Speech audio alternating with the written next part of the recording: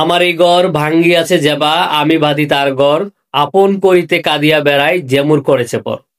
আসসালামু আলাইকুম রহমতুল্লাহ, কেমন আছেন সবাই? আশা করি ভালো আছেন। আলহামদুলিল্লাহ আমি ভালো আছি। আমরা অনেকে প্রাথমিক বিদ্যালয়ে প্রতিদান কবিতাটি পড়েছিলাম। তো প্রতিদান কবিতার মতোই একটা কাজ করেছেন কুমিল্লার লন্ডন প্রবাসী সুমন ভাই। আপনারা জানেন বাংলাদেশের মধ্যে নবম বিভাগ কুমিল্লাকে ঘোষণা করার পর থেকে নোয়াখালীর কিছু সংখ্যক, নোয়াখালী সবাইকে বলছি না, নোয়াখালীর কিছু সংখ্যক দুষ্ট চক্রের লোক যারা আসলে কুমিল্লাবাসীর পেছনে উঠে পড়ে লেগেছে। বিশেষ করে আপনারা দেখেন আমার ভিডিওগুলোতে, প্রত্যেকটা ভিডিওতে গালাগাল দিয়ে যাচ্ছে। গতকালকে আমি আমাদের কুমিল্লার একজন শিল্পপতি এবং একটা কোম্পানিকে নিয়ে ভিডিও তৈরি করলাম, এখানে যাচ্ছে তা গালাগালি। এরকম গালাগালি বিশ্রী বিশ্রী ভাষায় আমাদের কুমিল্লাবাসীকে গালাগাল দিয়ে যাচ্ছে।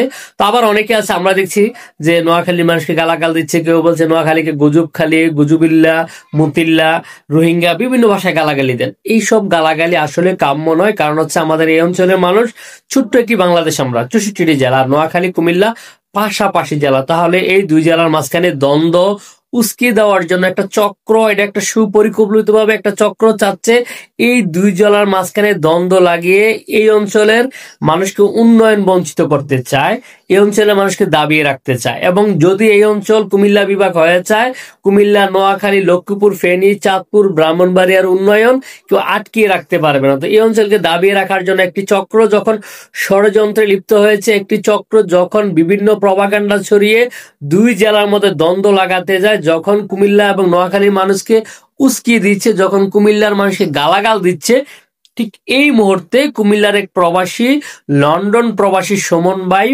রাজপথে, মানে হচ্ছে বিশ্ব রুটে তার সমাধান করছেন। কিভাবে দেখেন, উনি মানে আপনারা জানেন যে বাংলাদেশের মধ্যে সবচেয়ে বেশি মহাসড়ক হচ্ছে কুমিল্লা জেলায়, যেখানে 300 কিলোমিটারের বেশি মহাসড়ক রয়েছে। এবং বাংলাদেশের মধ্যে সবচেয়ে বেশি মানে অতিথিপরায়ণ মানুষ হচ্ছে কুমিল্লা, যেখানে 300 কিলোমিটার মহাসড়কের মধ্যে পথচারীদের জন্য পুরো রাস্তার পাশে খাবারের ব্যবস্থা করে রেখেছে কুমিল্লার মানুষ, যা বিশ্বের মধ্যে একমাত্র কুমিল্লা, যেখানে 300 কিলোমিটার রাস্তার মাঝখানে বিভিন্ন অঞ্চলের মানুষের জন্য খাওয়া দাওয়ার বিশ্রামের ব্যবস্থা করে রেখেছে।